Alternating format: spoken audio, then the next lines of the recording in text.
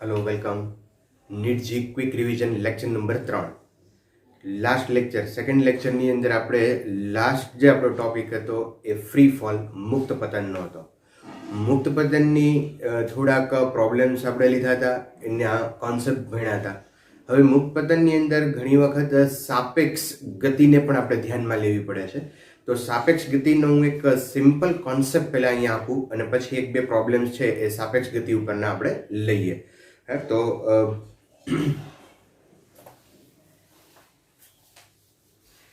One dimensional મોશનનો આપણે study કરીએ છીએ મિત્રો. એટલે સાપેક્ષ ગતિ હું અત્યારે વન ડાયમેન્શનલ લઉં છું, પછી 2 ડાયમેન્શનલ એટલે ની અંદર જ્યારે આપણે જશું ત્યારે સાપેક્ષ ગતિનો બહુ જ વિગતે ચર્ચા કરવાના છીએ. અચ્છા, રિલેટિવ મોશન ઓર સાપેક્ષ ગતિ.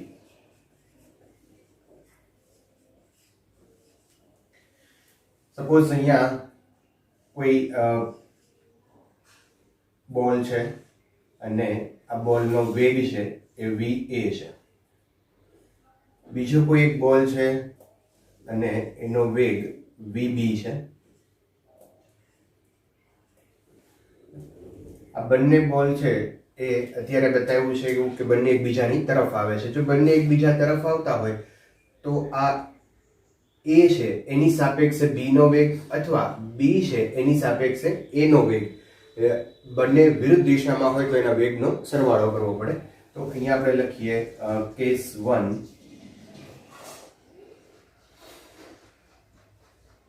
વિરુદ્ધ બંને બોલ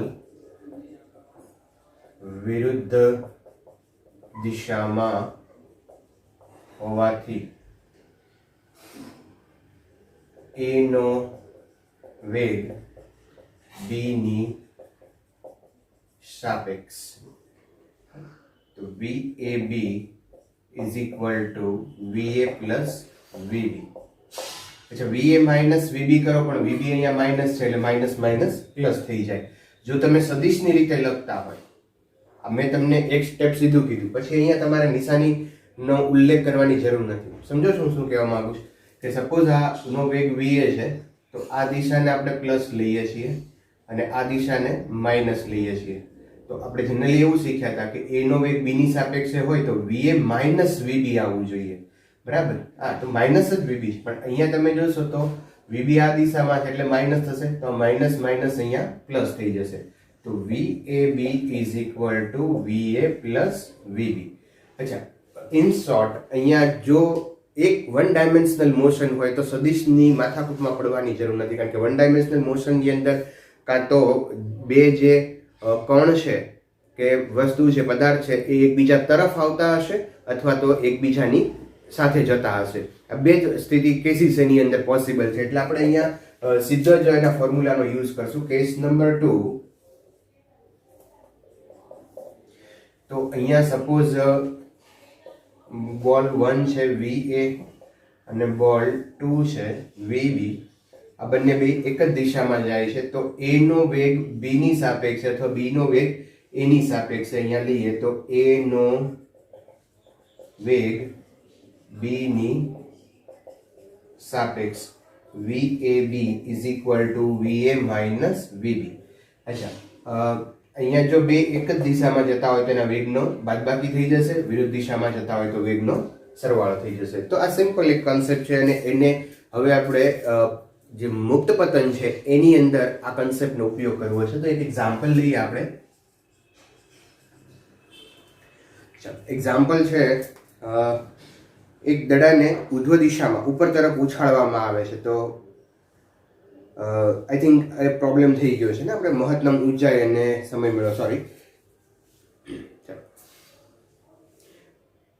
તો અહીંયા એક પરિસ્થિતિ છે કે એક 100 મીટર ઊંચાઈનો એક ટાવર આપેલો છે.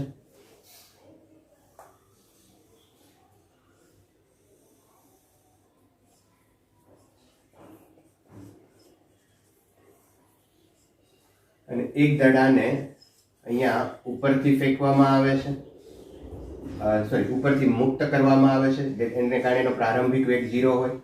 બીજો દડો છે એને જમીન ઉપરથી ઉર્ધ્વ દિશામાં ફેંકવામાં આવે છે અચ્છા એક મિનિટ, અહીંયા આ રીતે જ રાખીએ, એક ઉપરથી આવે છે અને એક નીચેથી આવે છે, બરાબર. તો ક્વેશ્ચન એવો છે કે ઉપરથી જે દડો ફેંકે છે એ 20 મીટર પર સેકન્ડ થી નીચે ફેંકવામાં આવે છે અને નીચેનો દડો છે એ 5 મીટર પર સેકન્ડ આ જે છે ને નીચે છોડવામાં આવે છે with velocity 20 metre per second, અને કહી દઈએ આપણે u1, અને આ જે u2 છે એ 5 મીટર પર સેકન્ડ થી ઉર્ધ્વ દિશામાં ફેંકવામાં આવે છે. તો ક્વેશ્ચન એવો છે કે બંને બોલ અથડાય એ સમય ગોતો.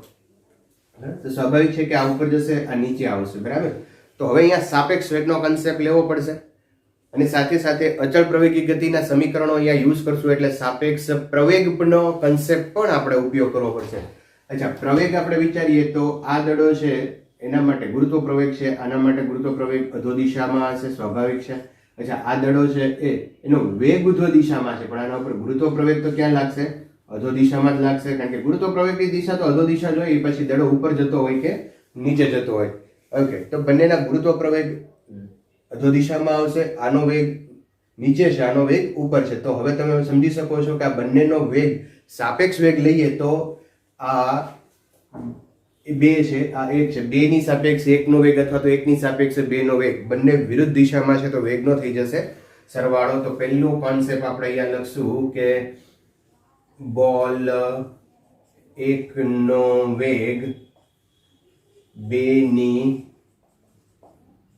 સાપેક્ષ v12 is equal to v1 plus v2, બરાબર. v1 plus v2, v1 તો u1 plus u2, u1 plus u2, અહીંયા બધું u કરશું, u1 plus u2, then u1 is equal to 20 plus 5 or 25 metre per second.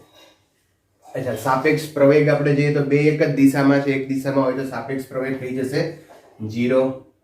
તો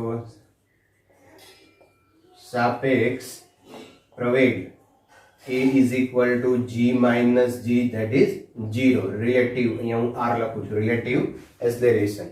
હવે આ બંને બોલ અથડાય છે એના માટે હવે હું શું વિચારું છું, જો સાપેક્ષ લ્યો ને ત્યારે એનો અર્થ શું થાય? અહીંયા શું કીધું છે? બોલ એકનો વેગ બેની સાપેક્ષે, તો આ એકનો વેગ બેની સાપેક્ષે છે, બરાબર.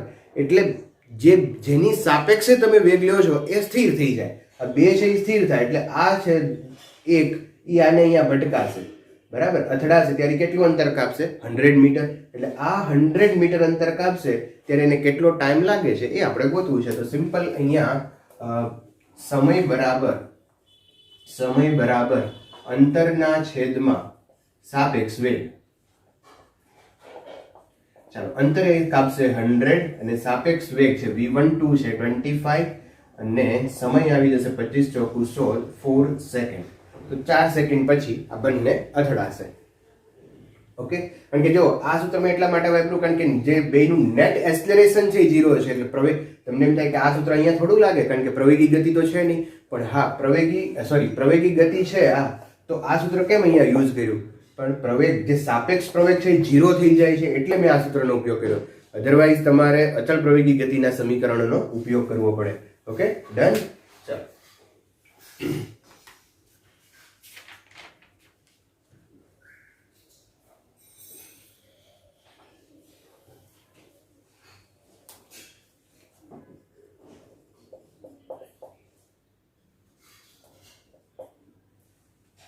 ચાલો એક બીજું એક્ઝામ્પલ લઈએ આપણે કે અહીંયા બે કાર એકબીજા તરફ VA અને VB વેગથી ગતિ કરે છે. બંનેનો એક સમયે પ્રવેગ જે છે એ AA અને AB પ્રતિ પ્રવેગ બંને એક સાથે શરૂ કરે છે. એમની વચ્ચેનું જે મિનિમમ અંતર D છે એની કિંમત આપણે ગોતવાની છે, એવા અંતર ગોતવાની છે કે જેથી એ બંને અથડાય નહીં. સમજો કે અહીંયા બે કાર આવે છે, સપોઝ આ છે એ કાર 1 છે, એનો વેગ આપેલો છે UA, અહીંયા એક બીજી કાર છે એનો વેગ છે UB, અને આ બંને એકબીજાની સામે આવે છે, જોવે છે એટલે એ પ્રતિપ્રવેગ ઉત્પન્ન કરે છે. તો પ્રતિપ્રવેગ, આનો પ્રતિપ્રવેગ છે AA, આનો પ્રતિપ્રવેગ છે AB અચ્છા, પ્રતિપ્રવેગ ઉત્પન્ન કરે છે એટલે અમુક અંતર કાપી અને પછી આ કાર છે એ સપોઝ અહીંયા સ્થિર થઈ જાય છે, ઊભી રહી જાય છે, તો એમની વચ્ચેનું આ જે મિનિમમ ડિસ્ટન્સ છે એ આપણે મેળવવાનું છે. તો અહીંયા સાપેક્ષ કન્સેપ્ટ લેવો પડશે. જો પ્રવેગી ગતિ તો બંનેની થાય છે, પણ સાપેક્ષ ગતિ પણ છે, એટલે સાપેક્ષ કન્સેપ્ટ લઈએ આપણે. તો પહેલા તો સાપેક્ષ વેગ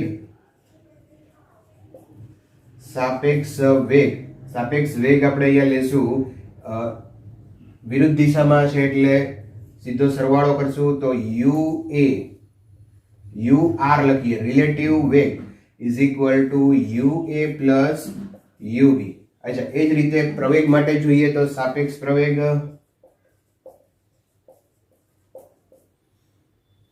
A relative is equal two AA plus AB. બરાબર છે. તો અહીંયા પ્રવેગી ગતિ છે, સાપેક્ષ પ્રવેગ 0 થયો નથી. ઓકે, તો હવે અહીંયા કન્સેપ્ટ કયો લાગુ પડશે? તો કે બંને એકબીજાને જોવે છે, બ્રેક મારે છે અને પછી ઊભા રહી જાય છે. તો સ્ટોપિંગ ડિસ્ટન્સ નો આપણે કોન્સેપ્ટ છે લાગુ પાડીએ તો minimum distance D is equal two U² upon 2A. પણ આ બંને રિલેટિવ લેવા પડશે, સાપેક્ષ લેવા પડશે. ચલો, U² એટલે અહીંયા લખશું UA plus UB whole square divide by 2AA plus AB. તો મિનિમમ ડિસ્ટન્સ આવી જશે. This is the answer of this question. તો મિનિમમ ડિસ્ટન્સ આવી ગયું UA plus UB whole square upon 2AA plus AB. Okay, ચલો note કરી લો. પછી આગળ હજી પ્રોબ્લેમ લઈએ આપણે. નેક્સ્ટ ક્વેશ્ચન લઈએ આપણે. એક 20 મીટર પર સેકન્ડ થી ઉર્ધ્વ દિશામાં ઉડતા બલૂનમાંથી બલૂન જ્યારે 100 મીટર ઊંચાઈએ પહોંચે છે ત્યારે એમાંથી એક પથ્થર પડે છે. તો આ પથ્થર જમીન પર પડે ત્યારે એનો સમયગાળો ગણવાનો છે. સપોઝ અહીંયા કોઈ એક બલૂન છે,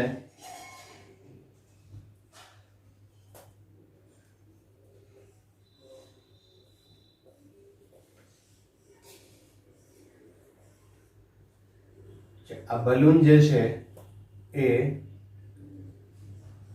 20 મીટર પર સેકન્ડ થી ઉર્ધ્વ દિશામાં જાય છે. બલૂન જ્યારે જમીનથી 100 મીટર ઊંચાઈએ હોય ત્યારે અહીંયા બલૂનમાં કોઈ વ્યક્તિ છે એ એક પથ્થરને છોડે છે. બરાબર? તો આ પથ્થર છે એ બલૂન ઉર્ધ્વ દિશામાં જાય છે. બરાબર? તો આ પથ્થર છે એ પહેલા આમ ઉર્ધ્વ દિશામાં જશે અને પછી ત્યાંથી પાછો આવશે. બરાબર? કારણ કે બલૂનનો વેગ ઉર્ધ્વ દિશામાં 20 મીટર પર સેકન્ડ છે, એટલે આ જે પથ્થર કે વસ્તુ છે એ પહેલા વેગ જે છે એ વેગની દિશામાં જશે અને પછી ત્યાંથી પાછો આવશે અને જમીન ઉપર પડશે. બરાબર? અને જમીન ઉપર પડે ત્યારે એનો ટાઈમ છે એ આપણે કેલ્ક્યુલેટ કરવાનો છે. બરાબર છે? અચ્છા, હવે અહીંયા એક વસ્તુ ધ્યાન રાખશું કે આપણે ઉર્ધ્વ દિશા જે છે એને પ્લસ લઈએ. અચ્છા, એનાથી ઊંટું પર તમે કરી શકો, કોઈ પ્રોબ્લેમ નથી. ઉર્ધ્વ દિશા છે એને આપણે પ્લસ લેશું અને અધો દિશા છે એને માઇનસ લેશું. બરાબર છે? તો આ બલૂનમાંથી જ્યારે પથ્થર નીચે જમીન પર પહોંચે ત્યારે એનો સમય ગણવો છે. તો અચ્છા, પહેલી વાત અહીંયા વેગ, આ જે પથ્થર છે એને કંઈક પ્રારંભિક વેગ હશે, કારણ કે બલૂનમાંથી જ છૂટ્યો છે એટલે બલૂનનો વેગ એને મળી જાય. પણ એ ઉર્ધ્વ દિશામાં છે એટલે ઉર્ધ્વ દિશાનો વેગ હું અહીંયા પ્લસ લઉં તો U બરાબર પ્લસ 20 મીટર પર સેકન્ડ. અચ્છા, ત્યારબાદ ઇનિશિયલ અહીંયા 0 હશે અને જેમ જેમ નીચે જાય એમ અંતર વધતું જાય એટલે આ 100 છે એ માઇનસ લેશું. D અથવા તો S is equal two distance છે એ 100 મીટર માઇનસ આવશે. અચ્છા, G એક્સેલરેશન છે એ ડાઉનવર્ડ ડિરેક્શનમાં હશે તો ડાઉનવર્ડ ડિરેક્શન છે એ માઇનસ લેશું. G is equal to minus 9.8 or 10 metre per second square. Okay, અને હવે આપણે ફોર્મ્યુલાનો યુઝ કરીએ અહીંયા. S is equal to UT plus half GT square મુજબ S ડિસ્ટન્સ છે એ માઇનસ 100 લેશું is equal to U initial velocity 20 into T half G10 into T square ચાલો અહીંયાથી તમે થોડું સાદરૂપ આપીએ તો જે 0 છે એ કેન્સલ કરી દઈએ, બરાબર. અને અહીંયા તમે અને 2 વડે મલ્ટીપ્લાય કરો તો -20 અહીંયા ઇઝ ઇક્વલ ટુ 40 અને અહીંયા 2 વડે મલ્ટીપ્લાય કરો 2 કેન્સલ થઈ જશે એટલે -t². ઓકે, ચાલો હવે આ 20 ને આ બાજુ લઈએ, આ બંને પદને આ બાજુ લઈ લઈએ તો t² -40 -20 ઇઝ ઇક્વલ ટુ 0. હવે અહીંયા તમે આને 20 ના ભાગ પાડવાના 4 મળે, પણ એ થોડું કન્ફ્યુઝન થશે કારણ કે 20 ના ભાગ પાડીને 4 મળવું અઘરું છે, બરાબર. તો શું કરશું, આલ્ફા અને બીટા દ્વિઘાત સમીકરણનો યુઝ કરીએ આપણે. તો અહીંયા ax² bx c સાથે આને આપણે સરખાવીએ તો a બરાબર 1 આવશે, b બરાબર -4 અને c બરાબર -20 લઈ અને આલ્ફા અને બીટા આ બે યુઝ કરી અને તમે પ્રોબ્લેમ છે એ સોલ્વ કરી શકો, બરાબર. તમને સૂત્ર ખબર છે કે એનો ઉકેલ t is equal two -b ± √b² - 4ac upon 2a. આનો જે ઉકેલ કરો અને જો માઇનસમાં જવાબ આવે એ સમય પોસિબલ નથી, પ્લસનો જે જવાબ છે એ સમય પોસિબલ રહેશે કારણ કે સમય માઇનસમાં હોય નહીં. તો આ રીતે તમે આ પ્રોબ્લેમ છે એ સોલ્વ કરી શકો. નેક્સ્ટ પ્રોબ્લેમ લઈએ આપણે.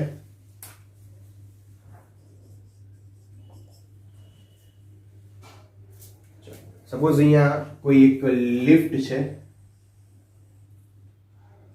અને આ લિફ્ટ છે એ 2 મીટર પર સેકન્ડના પ્રવેગથી ઉપર તરફ જાય છે. લિફ્ટની જે સીલિંગ છે ને ત્યાં એક બોલ્ટ છે, બોલ્ટ લગાડેલો છે ને થોડો ઢીલો છે, બરાબર. અને એ અહીંયાથી પડે છે. ક્વેશ્ચન એવો છે કે 2 મીટર પર સેકન્ડના પ્રવેગથી ઉપર જતી લિફ્ટમાં સીલિંગનો બોલ્ટ ઢીલો છે, તે નીચે પડે છે. જો લિફ્ટની ઊંચાઈ 2 મીટર હોય તો બોલ્ટ નીચે પહોંચે ત્યારે તેનો વેગ શોધો.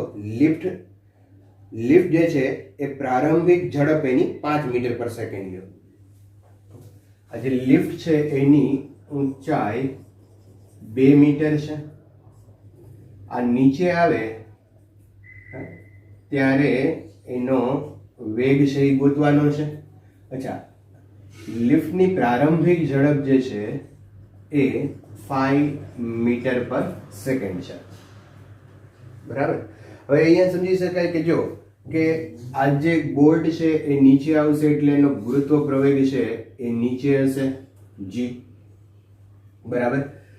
લિફ્ટ છે એ ઉપર એ પ્રવેગથી થાય છે તો પહેલા તો આપણે અહીંયા સાપેક્ષ પ્રવેગ લઈ લઈએ. બોલ્ટનો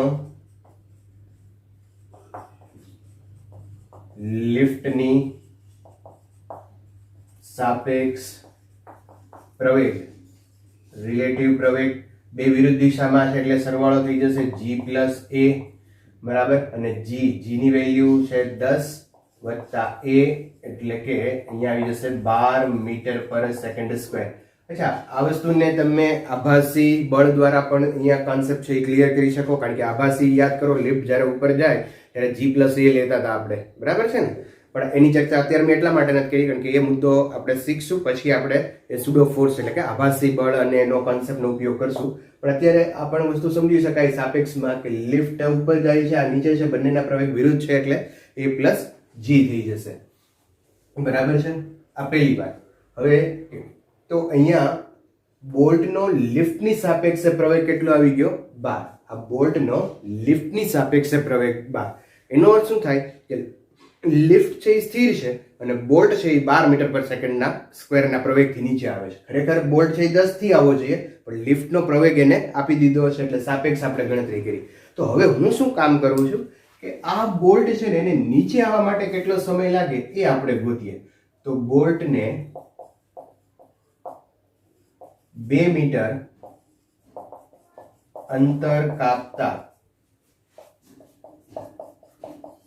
લાગતો સમય, ફોર્મ્યુલા લઈશું આપણે s = ut + ½ at² મુજબ. તો ડિસ્ટન્સ અહીંયા આવશે 2 મીટર, u પ્રારંભિક વેગ એનો 0. શું કામ 0?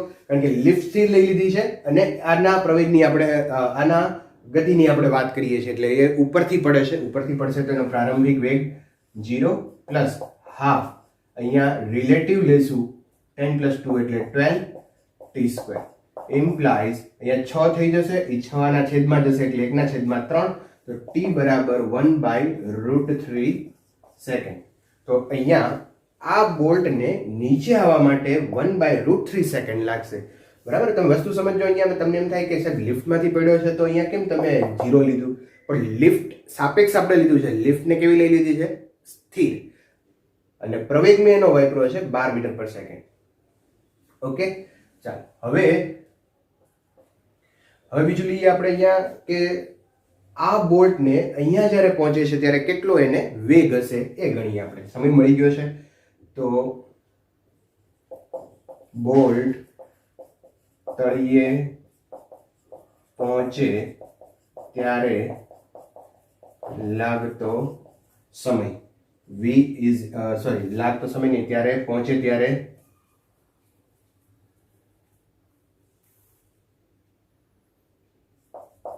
તેનો વેગ v is equal to u plus a t. ચાલો, v વેલોસિટી આપણે ફાઇન્ડ કરવાની છે, u ઇનિશિયલ 0 લેશું, પ્લસ a રિલેટિવ આવશે 12 અને આ આવશે 1/√3. રાઈટ, તો જ્યારે આ નીચે પહોંચશે ત્યારે 12 1/√3 જેટલો એનો વેગ હશે. બોલ્ટ તળિયે પહોંચે ત્યારે એનો વેગ આ સાપેક્ષ થયો. બરાબર, આ જે છે એ સાપેક્ષ વેગ થયો. કોની સાપેક્ષે થયો? તો કે આ લિફ્ટની સાપેક્ષે બોલ્ટનો આ વેગ થયો. તો અહીંયા હું લખું બોલ્ટનો વેગ લિફ્ટની સાપેક્ષે.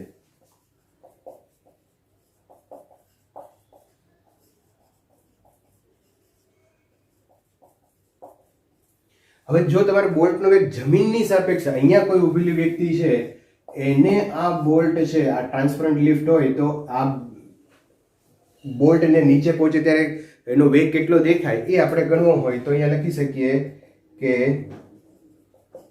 બોલ્ટનો વેગ જમીનની સાપેક્ષ. તો v bolt ground is equal to u plus at. આ જ ફોર્મ્યુલા વાપરશું. u એટલે વેલોસિટી. હવે વેલોસિટી લેવી પડશે કારણ કે ગ્રાઉન્ડની સાપેક્ષ એટલે છે આ આવશે ને આની વેલોસિટી. હવે આને સ્થિર નથી લીધું કારણ કે હવે લિફ્ટ ગતિ કરશે, આ સ્થિર થઈ ગયું છે. આની સાપેક્ષે કીધું છે એટલે આ સ્થિર થયું. તો આની વેલોસિટી કેટલી આવશે? 5 પ્લસ આ જ આવશે 12 1/√3. બરાબર, તો બોલ્ટનો વેગ જમીનની સાપેક્ષે એડ જ્યારે મેળવશું ત્યારે +5 આવશે, અને જો બોલ્ટનો વેગ લિફ્ટની સાપેક્ષે લ્યો, જેની સાપેક્ષે લ્યો ને મિત્રો એ સ્થિર થઈ જાય. સમજો છો ને તમે? લિફ્ટની સાપેક્ષે કહો તો લિફ્ટ સ્થિર થઈ જાય, એટલે મેં એનો વેગ 5 અહીંયા એડ નથી કર્યો. પણ જો જમીન ઉપર ઊભેલી વ્યક્તિ જોવે તો એને લિફ્ટ ગતિ કરે છે અને બોલ્ટ પણ ગતિ કરે છે, બે ગતિ કરે છે એમ લાગે. બરાબર, જો હું એમ કહું લિફ્ટની સાપેક્ષે તો સમજવાનું તમારે લિફ્ટ ઉપર બેસી જવાનું. તમે ક્યાં બેઠા છો? અહીંયા લિફ્ટ ઉપર બેઠા તમે આ બોલ્ટને જોવો છો. લિફ્ટ ઉપર બેઠા હોય તમે તો લિફ્ટ તમારી સાપેક્ષ કેવી થઈ જાય? સ્થિર. કારણ કે તમે લિફ્ટ ઉપર બેઠા તો લિફ્ટ જેટલી ઝડપથી ઉપર જશે એટલા જ ઝડપથી તમે પણ ઉપર જશો. તો સાપેક્ષ વેગનો આ બહુ જ અગત્યનો કોન્સેપ્ટ છે કે તમે જેની સાપેક્ષે લ્યો એની ઉપર તમારે બેસી જવાનું, ત્યાંથી બેઠા ઓબ્ઝર્વ કરવાનું ગતિનું. બરાબર, આ મજાનો વસ્તુ છે અને બહુ ઇઝી દાખલો થઈ જાય અહીંયા. તો એકવાર શાંતિથી એકવાર ક્લિયર કરજો. બરાબર, પછી આગળ આપણે એક નવા કન્સેપ્ટ તરફ જઈએ. નોટ કરી લો. ચાલો, હવે નેક્સ્ટ પોઈન્ટ લઈએ આપણે આલેખો. તો જેની અંદર આપણે 3 જુદા જુદા પ્રકારના આલેખોની ડિસ્કસ કરશું. એક સ્થાનાંતર અને સમયનો આલેખો, પછી વેગ અને સમય, અને પ્રવેગ અને સમય. આ 3 આલેખોની ચર્ચા કરશું. સાથે સાથે ઝડપ, સમય અને અંતર અને સમય એ પણ વાત કરશું. પણ સ્થાનાંતર અને વેગના જો આલેખો તમને બરાબર સમજાઈ જાય, એનો બેઝિક કન્સેપ્ટ જો ક્લિયર થઈ જાય તો બાકીના આલેખો તમે એનું અર્થઘટન બહુ સરળતાથી કરી શકો છો. તો અહીંયા મેં થોડાક આલેખો છે એ બતાવ્યા છે. એ આલેખોનું અર્થઘટન આપણે કરવાનું છે, શું કહેવા માંગે છે એ આપણે શીખીએ અને પછી એના લગતા થોડા પ્રોબ્લેમ્સ છે એ આપણે સોલ્વ કરીએ. અચ્છા, પ્રોબ્લેમ માટે એક સાથે અલગ વિડીયોઝ હું આની અંદર તમને મૂકીશ, જે તમે આ આલેખો ઉપરના પ્રોબ્લેમ છે એની અંદરથી જોઈ અને તમે સોલ્વ કરશો. અને સાથે એક એસાઇનમેન્ટ પણ મોકલવામાં આવશે. એ એસાઇનમેન્ટમાંથી તમે પ્રોબ્લેમ છે એ સોલ્વ કરજો. તો શરૂ કરીએ આપણે અહીંયા સ્થાનાંતર અને સમયના આલેખો. એની અંદર જે પહેલો આલેખ છે, અચ્છા આ બેઝિક આઈડિયા બધા એને ખ્યાલ છે કે અહીંયા આ એક્સ અક્ષ સામાન્ય રીતે આ જે અક્ષ છે એ સમયની અક્ષ છે, આ સ્થાનાંતરની અક્ષ છે. સૌથી પહેલા આલેખની અંદર બહુ મહત્વનો ઇમ્પોર્ટન્ટ પોઈન્ટ્સ હોય તો એક આ છે આલેખ અક્ષ કઈ છે એ તમારા માઇન્ડની અંદર પહેલા ક્લિયરિટી હોવી જોઈએ, કારણ કે અર્થઘટન અક્ષ ઉપરથી જ આપણે કરી શકવાના છીએ. આવો જ આલેખ અહીંયા x વર્સિસ t ની બદલે કોઈ બીજું કંઈ અહીંયા આપ્યું હોય, ધારો કે v વર્સિસ t આપ્યું હોય, તો આલેખનું અર્થઘટન બદલાઈ જાય. જે વસ્તુ આ આલેખ ઉપરથી આપણને એમ લાગે કે વસ્તુ સ્થિર છે, તો એ જ વસ્તુ આલેખમાં જો અહીંયા ખાલી રાશિઓ બદલાઈ જાય તો એ વસ્તુ જે સ્થિર હતી, ગતિ કરતી હોય એવું પણ અર્થઘટન થઈ શકે. બરાબર છે. તો ખાસ સૌથી પહેલી મહત્વની વાત મિત્રો યાદ રાખજો કે તમે એક્સિસ કઈ છે, એટલે કે કોના વર્સિસ કોનો આલેખ છે, એને આધારે જ અર્થઘટન કરવાનું રાખવાનું છે. તો અહીંયા તમે જોઈ શકો કે પહેલો આલેખ છે, જે પહેલો આલેખ છે એ સમય અક્ષને સમાંતર છે. અચ્છા, તો સમય અક્ષને સમાંતર હોય એનો અર્થ એમ છે કે આ એક્સ આજે અંતર અથવા તો સ્થાનાંતર છે એ ચેન્જ નથી થતું. આજે વાય અક્ષ ઉપરની રાશિ છે એ બદલાતી નથી, અને વાય અક્ષ ઉપરની રાશિ ન બદલાતી હોય એનો અર્થ એમ છે કે સ્થાનાંતર નથી બદલાતું, તો કણ અથવા તો પદાર્થ બોડી જે છે એ સ્થિર છે, રેસ્ટ પોઝિશનમાં છે. તો અહીંયા આપણે નોટ કરી શકીએ કે કણ સ્થિર છે. અચ્છા, બીજા શબ્દમાં અહીંયા કહી શકાય કે ઢાળ અથવા તો ઢાળ એટલે કે tan થીટા, ઢાળ પણ અહીંયા 0 છે. એક નોટ્સ અહીંયા આપણે નોટ કરી લઈએ કે x વર્સિસ t ના આલેખનો જે ઢાળ છે, x વર્સિસ t ના આલેખનો ઢાળ વેગ આપે છે.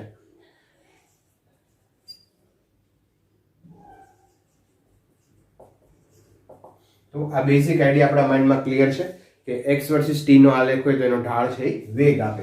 અચ્છા, અહીંયા ઢાળ 0 છે, કોઈ ઢાળ છે નહીં, અને ઢાળ નથી એટલે કે ઢાળ છે એ tan થીટા 0 એટલે કે વેગ 0, વેગ 0 એટલે કણ સ્થિર છે. તો કોઈ કણ સ્થિર છે અથવા તો કણનું સ્થાનાંતર બદલાતું નથી, સ્થાન એનું ચેન્જ થતું નથી, અચળ સ્થાન છે. તો ધ્યાન રાખજો, માઇન્ડમાં એક વસ્તુ ક્લિયર કરતા રહેજો કે કોઈ વસ્તુને અચળ બતાવી હોય તો આલેખાઓ એક્સ અક્ષ અથવા તો સમય અક્ષને સમાંતર બતાવવો જોઈએ. કોઈ રાશિને અચળ બતાવી હોય તો તમે આ રીતે તમે પ્રોગ્રામ જે આલેખ છે એનો નેચર તમે બતાવી શકો. અચ્છા, બીજું અહીંયા જોઈએ તો અહીંયા આપણે જોઈએ કે આ x વર્સિસ t ના આલેખમાં અહીંયા ઢાળ બતાવે છે. બરાબર, અહીંયા એક પોઈન્ટ લઈએ આપણે, સપોઝ એક પોઈન્ટ લઈએ t1 સમય લ્યો, એક અહીંયા ટાઈમ લ્યો t2 સમય, અને આનો આપણે ઢાળ લઈએ તો આ ઢાળ છે tan થીટા, તો v tan થીટા. હવે તમારા માઇન્ડમાં ક્લિયર રાખજો કે ઢાળ છે એટલે કે tan થીટા, અને tan થીટા એટલે વેગ. તો x વર્સિસ t ના આલેખનો ઢાળ tan થીટા, અને tan થીટા એટલે કે વેગ. તો આ જે થીટા છે એ લેસ ધેન 90 છે. તમે જોઈ શકો અહીંયા થીટા છે એ લેસ ધેન 90 છે, ને જો લેસ ધેન 90 હોય તો ઢાળ છે એ પોઝિટિવ ગણાય. બરાબર છે. હવે બીજું કે અહીંયા અર્થઘટન આપણે કરીએ તો આ જે આલેખ છે એને થોડો લંબાવીએ તો એ ઉદ્ગમ બિંદુમાંથી પસાર થાય છે. તો એવું કહી શકાય કે કણ ઉદ્ગમ બિંદુથી અહીંયા t સમય અહીંયા હતો, પછી t1 t2 સમય અહીંયા છે, એમ કરતા કરતા કણ છે એનું સ્થાન છે એ આમ દૂર દૂર જતું જાય છે. તો કણ ઉદ્ગમ બિંદુથી દૂર જાય છે એવું પણ આપણે અહીંયા અર્થઘટન કરી શકીએ. ત્રીજી એક વાત કે અહીંયા આ જે છે એ સુરેખા છે, અને સુરેખાનો ઢાળ હંમેશા અચળ હોય. બરાબર, તો એક નોટ અહીંયા પણ એ પણ આપણે કરી લઈએ કે સુરેખાનો ઢાળ અચળ હોય.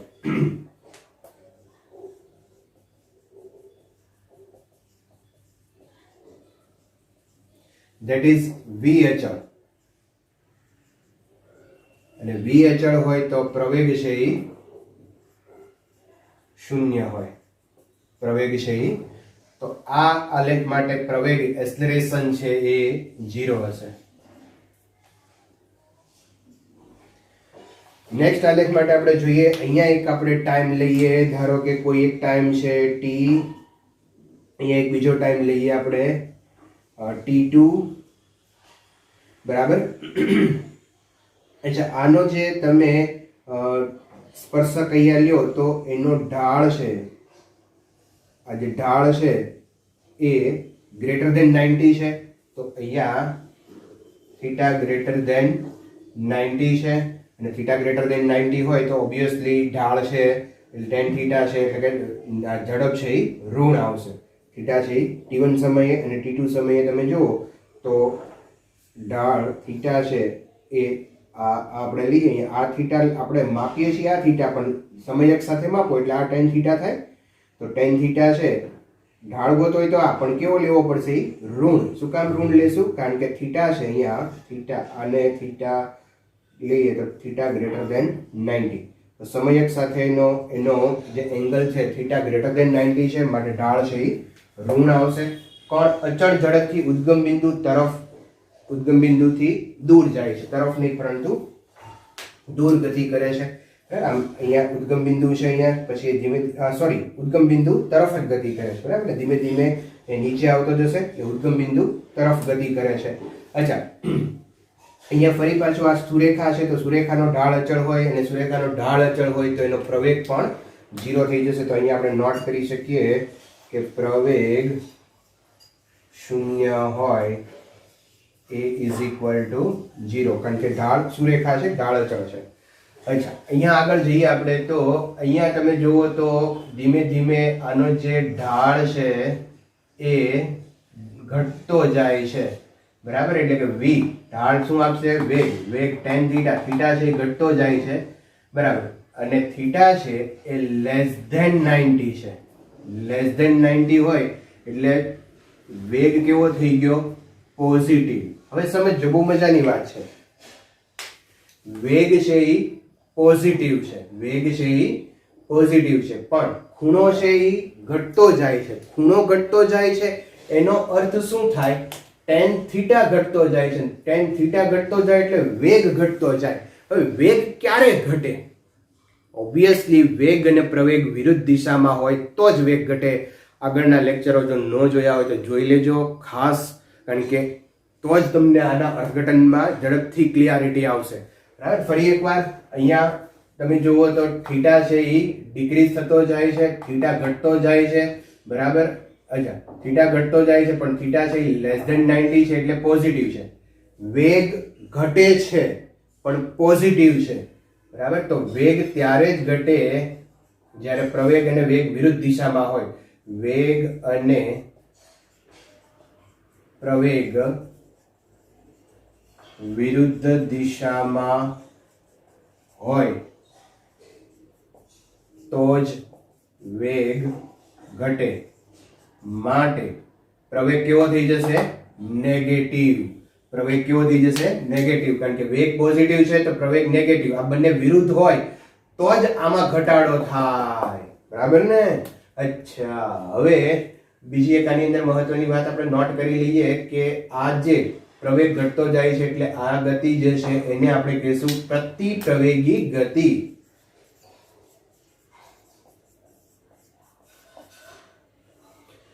પ્રતિપ્રવેગી ગતિ. ચાલો નેક્સ્ટ અહીંયા આપણે જોઈએ તો અહીંયા એક ટાઈમ લઈએ આપણે, એક t1 ટાઈમ, અહીંયા એક ટાઈમ લઈ લો t2 ટાઈમ, બરાબર? અહીંયા સ્પર્શક તમે દોરો તો જો તમે અહીંયા ખ્યાલ આવતો જાય છે કે થીટા છે એ ગ્રેજ્યુઅલી ઇન્ક્રીઝ થતો જાય છે, બરાબર? આમ તમે અહીંયા દોરો તો તમને ખ્યાલ આવી જાય. ધીમે ધીમે આમ લાઈન ઉપર જાય છે ને, ઢાળ ઉપરથી તમે કહી શકો ને કે આ કયો ઢાળ છે? ચડતો ઢાળ છે, બરાબર? તો ચડતો ઢાળ છે અહીંયા એટલે થીટા છે ધીમે ધીમે વધતો જશે. અચ્છા, tan થીટા, થીટા વધતો જાય છે એટલે વેગ વધતો જાય છે. અચ્છા, આ થીટા છે એ લેસ ધેન 90 છે. અહીંયા આ ખૂણો છે એ લેસ ધેન 90, 90 અહીંયા થશે, બરાબર ને? 90 કરતા નાનો છે, 90 કરતા નાનો હશે એટલે આ કેવો થઈ જશે? પોઝિટિવ. બે વસ્તુ ક્લિયર કરજો. એક, થીટા છે એ વધતો જાય છે, આ ઢાળ આમ ઉપર ચડતો જાય છે. ઓબ્વિયસલી પહેલા ઢાળ ઓછો છે, પછી ઢાળ, ઢાળ એટલે ખૂણો, ખૂણો વધતો ગયો. અચ્છા, ખૂણો વધતો ગયો તો વેગ વધતો ગયો, અને વેગ કેવો છે? પોઝિટિવ. હવે વેગ વધે એટલે એ કેવી ગતિ કહેવાય? પ્રવેગી ગતિ કહેવાય. વેગ વધે એટલે એ પ્રવેગી ગતિ, વેગ ઘટે તો પ્રતિપ્રવેગી. અચ્છા, વેગ વધે છે એટલે પ્રવેગી ગતિ છે, અને પ્રવેગી ગતિ હોય તો વેગ અને પ્રવેગની દિશા એક જ હોય, તો એટલે અહીંયા પ્રવેગ કેવો આવશે? પોઝિટિવ. તો અહીંયા હું એક નોટ કરી નાખું કે વેગ અને પ્રવેગ એક જ દિશામાં હોય તો જ વેગ વધે, માટે એક્સેલરેશન છે એ કેવું થઈ જશે? પોઝિટિવ. વેગ અને પ્રવેગ એક જ દિશામાં હોવો જોઈએ. વેગ પોઝિટિવ હોય તો પ્રવેગ પણ પોઝિટિવ હોય, અને આ ગતિને આપણે કહીશું પ્રવેગી ગતિ. નેચર યાદ રાખજો ખાસ મિત્રો. ચાલો નેક્સ્ટ અહીંયા આપણે જોઈએ તો અહીંયા તમે જુઓ, અહીંયા એક પોઈન્ટ લઈએ આપણે t1, બીજો એક પોઈન્ટ લઈ લો અહીંયા t2, બરાબર? ઓકે, તો અહીંયા તમે જુઓ તો આ વેલોસિટી tan થીટા, થીટા છે અહીંયા ધીમે ધીમે, અહીંયા ઢાળ ઓછો છે, અહીંયા જેમ જેમ નીચે જાવ એમ ઢાળ વધતો જાય છે. ખ્યાલ આવે છે ને તમને? અહીંયા ઢાળ છે એ ઓછો છે, અહીંયા નીચે જાવ એમ ઢાળ છે એ વધતો જાય. અહીંયા તમે જુઓ તો હાવ મોટો ઢાળો થઈ ગયો આમ હોય તો, બરાબર ને? બહુ મોટો. ધીમે જેમ જેમ આપણે અહીંયા શરૂઆત અહીંયા છે કે t1 થી t2 તરફ જાવ એમ tan થીટા છે એ વધતો જાય છે. અચ્છા, પણ આ જે ખૂણો છે, સમય અક્ષ સાથેનો જે આ ખૂણો, આ સ્પર્શકનો જે ખૂણો છે એ થીટા ગ્રેટર ધેન 90 છે, અને થીટા ગ્રેટર ધેન 90 હોય તો v ઢાળ છે એ નેગેટિવ હોય. અચ્છા, થીટા ગ્રેટર ધેન 90 એટલે નેગેટિવ, પણ ખૂણો છે એ ધીમે ધીમે શું થતો જાય છે? વધતો જાય છે, બરાબર? આ સ્ટ્રીપ નીચે જતી જાય છે, આ જે વક્ર છે એ આમ નીચે આવતો જાય છે, એટલે ઓબ્વિયસલી ઢાળ થીટા વધતો જાય. હવે થીટા વધતો જાય છે એનો અર્થ એમ છે કે વેગ કેવો છે? વેગ વધતો જાય. થીટા વધે છે એટલે વેગ વધે છે. વેગ ક્યારે વધે? જો વેગ અને પ્રવેગ એક જ દિશામાં હોય. વેગ વધે તો વેગ અને પ્રવેગ એક જ દિશામાં હોય. અચ્છા, તો વેગ અને પ્રવેગ એક જ દિશામાં હોય તો વેગની દિશા આપણે અહીંયા માઇનસ લીધી છે, તો પ્રવેગ પણ કેવો થઈ જશે? અહીંયા માઇનસ. તો આ આલેખનો જે ઢાળ છે, સોરી પ્રવેગ છે એ માઇનસ આવશે. તો અહીંયા આપણે નોટ કરી શકીએ કે આ કઈ ગતિ થઈ? બે એક જ દિશામાં છે, પ્રવેગી ગતિ થઈ. વેગ અને પ્રવેગ એક. વેગ ફરીવાર મિત્રો ક્લિયર કરજો, નહીતર આગળનો લેક્ચર એકવાર ફરી જોજો કે વેગ ક્યારે વધે? તો વેગ અને પ્રવેગ એક જ દિશામાં હોય તો જ વેગ વધે, બરાબર? તો વેગ અહીંયા નેગેટિવ છે તો પ્રવેગ પણ, હું એમ કહું કે વેગ આમ છે તો પ્રવેગ આમ જ હોવો જોઈએ, વેગ આમ છે તો પ્રવેગ આમ જ હોવો જોઈએ. આ દિશા પોઝિટિવ હોય તો બે પોઝિટિવ હોવા જોઈએ, આ દિશા નેગેટિવ હોય તો બે નેગેટિવ હોવા જોઈએ, તો જ વેગમાં વધારો થાય. બે એક જ દિશામાં હોવા જોઈએ. એટલે આ નેગેટિવ છે વેગ, તો આ પણ નેગેટિવ. એ જ રીતે નેક્સ્ટ આ આલેખ માટે આપણે જોઈએ, આનું અર્થઘટન તમે જાતે કરી શકશો, બરાબર? ફરી એક વખત અહીંયા તમે જુઓ તો આ અહીંયા ઢાળ વધારે છે, ધીમે ધીમે જાવ એમ ઢાળ ઘટતો જાય છે. અહીંયા જો સીધો થઈ ગયો તો ઢાળ ઘટતો ગયો એટલે tan થીટા ઘટતો ગયો, બટ અહીંયા જે એંગલ છે એ એંગલ છે એ ગ્રેટર ધેન સ્પર્શક અહીંયા લેશો તો ગ્રેટર ધેન 90 છે એટલે નેગેટિવ આવશે. અચ્છા, tan થીટા ઘટતો જાય છે એટલે કે વેગ ઘટતો જાય છે. વેગ ઘટતો જાય છે, વેગ ઘટતો જાય છે તો વેગ અને પ્રવેગ વિરુદ્ધ દિશામાં હોવો જોઈએ. તો વેગ નેગેટિવ છે તો પ્રવેગ પોઝિટિવ થશે. તો આ એક સિમ્પલ એનું અર્થઘટન છે, બરાબર? ધ્યાન રાખજો, ઝડપથી નોટ કરી લો. પછી આ જ રીતે આપણે વેગના અર્થઘટનમાં જઈએ, અને પછી હું વેગ થોડાક બીજો એક લેક્ચર આની સાથે સાથે હું તમને મોકલવાનો છું કે જેની અંદર આ આલેખને લગતા પ્રોબ્લેમ્સ છે સોલ્વ કરેલા છે. ઓકે ઓકે, નેક્સ્ટ લઈએ આપણે v વર્સિસ t નો આલેખ. એની અંદર બે વસ્તુ ખાસ મગજમાં રાખજો. એક તો v વર્સિસ t ના આલેખનો જે ઢાળ છે એ તમને પ્રવેગ આપે છે. v વર્સિસ t નો આલેખ છે એટલે ઢાળ એનો પ્રવેગ આપે છે. અને બીજું, v વર્સિસ t ના આલેખના ઢાળ v વર્સિસ t નો આલેખથી જે ઘેરાતું ક્ષેત્રફળ છે એ ક્ષેત્રફળ આપણને સ્થાનાંતર આપે છે. એટલે ઇન્ટિગ્રેશન v ડોટ dt કરો એટલે આપણને સ્થાનાંતર મળે. તો આ બે વસ્તુ આપણે માઇન્ડમાં રાખશું કે ઢાળ છે એ પ્રવેગ આપે છે અને ક્ષેત્રફળ છે એ સ્થાનાંતર આપે છે. અને એક વસ્તુ આપણા માઇન્ડમાં ક્લિયર છે કે જે સમય અક્ષ છે એની ઉપરનું જો ક્ષેત્રફળ આપણે મેળવીએ તો એ પ્લસ હોય, નીચેનું ક્ષેત્રફળ છે એ માઇનસ હોય, બરાબર છે? એટલે કે સ્થાનાંતર ઉપર તરફનું સ્થાનાંતર પ્લસ, નીચે તરફનું સ્થાનાંતર માઇનસ. અને જો અંતર ગોતવું હોય તો ઉપર હોય કે નીચે હોય, ક્ષેત્રફળ ગોતી લો, જે અંતર આપે અને અંતર છે એ બંને માટે પ્લસ લેવાય. ઓકે, એક પછી એક ઝડપથી અર્થઘટન કરતા જઈએ. જો તમે આગળનો અર્થઘટન તમારા માઇન્ડમાં ક્લિયર હશે તો આની અંદર કોઈ પ્રોબ્લેમ નહીં થાય. ફરી એકવાર અહીંયા v વર્સિસ t આલેખનો ઢાળ છે એ 0 છે, ઢાળ 0 છે એટલે પ્રવેગ 0 થશે. અચ્છા, પ્રવેગ 0 હોય એનો અર્થ એવો છે, પ્રવેગ 0 હોય તો વેગ છે એ અચળ થઈ જાય, તો અચળ ગતિ કરે છે, અચળ વેગથી ગતિ કરે છે. ફરી એકવાર મિત્રો, અચળ કોઈ રાશિ અચળ છે એવું અહીંયા બતાવવું હોય તો તમારે એને સ્ટ્રેટ લાઈન બતાવવી પડે. સ્ટ્રેટ લાઈન બતાવો એટલે y અક્ષ ઉપરની રાશિ અચળ બની ગઈ. ઓકે, ફરી એકવાર અહીંયા સેકન્ડ આલેખ જુઓ તો તમે જે અહીંયા ચડતો ઢાળ છે, ચડતો ઢાળ હંમેશા પોઝિટિવ હોય, બરાબર, અને ઢાળ છે એ અહીંયા પ્રવેગ આપે છે તો એ પ્રવેગ અચળ હશે.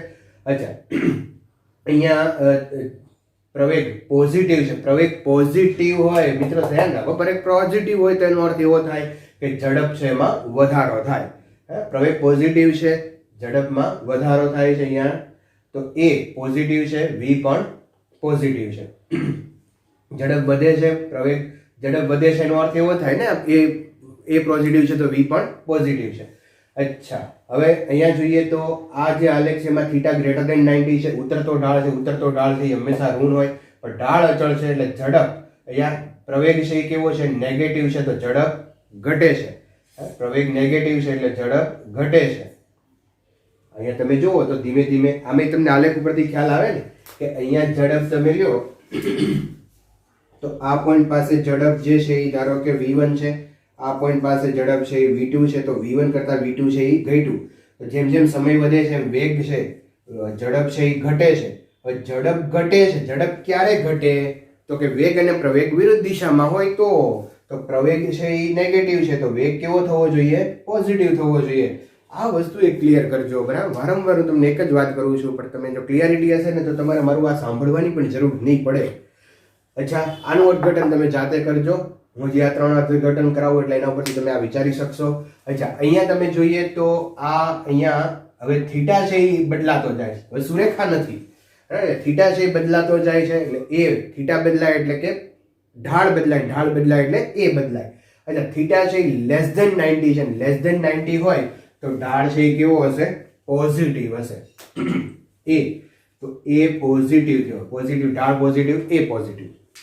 અચ્છા, હવે એ પોઝિટિવ છે. અહીંયા તમે જુઓ તો વેગ છે આ t1 સમય લ્યો તો t1 સમયે વેગ છે અહીંયા v1, અહીંયા t2 સમય લ્યો તો t2 સમયે છે વેગ v2, તો t1 થી t2 સમય જાવ વેગમાં શું થાય છે, વધે છે, તો વેગ વધે છે, બરાબર.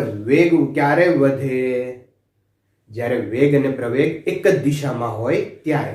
હવે વેગ અને પ્રવેગ એક જ દિશામાં છે તો એ પોઝિટિવ છે તો વેગ પણ કેવો થઈ જશે, પોઝિટિવ.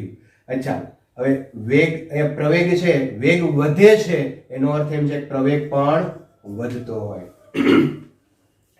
પ્રવેગ પણ અહીંયા વધે છે કારણ કે થીટા છે ને, તમે જુઓ થીટા છે ધીમે ધીમે ઇન્ક્રીઝ થતો જાય છે, થીટા છે એ ઇન્ક્રીઝ થતો જાય છે. થીટા ઇન્ક્રીઝ થાય, મેં પહેલા એવું લખ્યું કે એ બદલાય છે, એ બદલાય એટલે અહીંયા tan થીટા લ્યો, તો tan થીટા છે એ વધતો જાય છે અને tan થીટા વધતો જાય તો એ પણ વધતો જાય.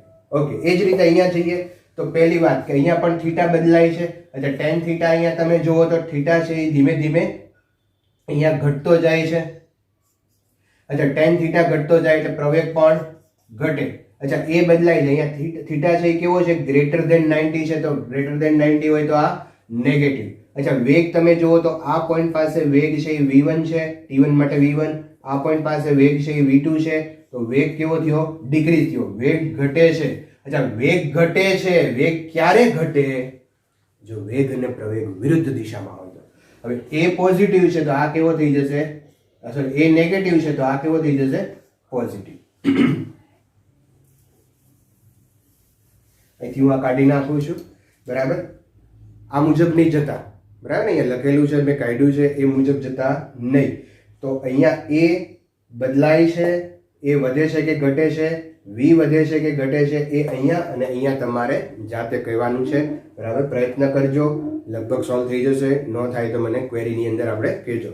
અચ્છા, હવે આ લેક્ચર પૂરો થાય ત્યારે તમને એક છેલ્લે એન્ડ સ્ક્રીનની અંદર એક પોપઅપ જેવું આવશે, એટલે કે એક સ્ક્રીન ફોટો આવશે કે જે આગળનો તમારે ગોતવો નહીં પડે, કે જે લેક્ચર તમને જે ગ્રાફ છે એના પ્રોબ્લેમ્સ ઉપરના લેક્ચર, જે ઘણા બધા પ્રોબ્લેમ લીધા છે એ લેક્ચર બતાવે છે, તો એ તમે અહીંયા ક્લિક કરશો એટલે સીધા તમે એ લેક્ચરની અંદર જશો. ઓકે, તો અહીંયા અટકીએ. નેક્સ્ટ લેક્ચરની અંદર મોશન ઇન 2 ડાયમેન્શન નો આપણે સ્ટડી કરશું. તો તબ તક કે લીએ ટેક કેર, ગુડ બાય, આવજો.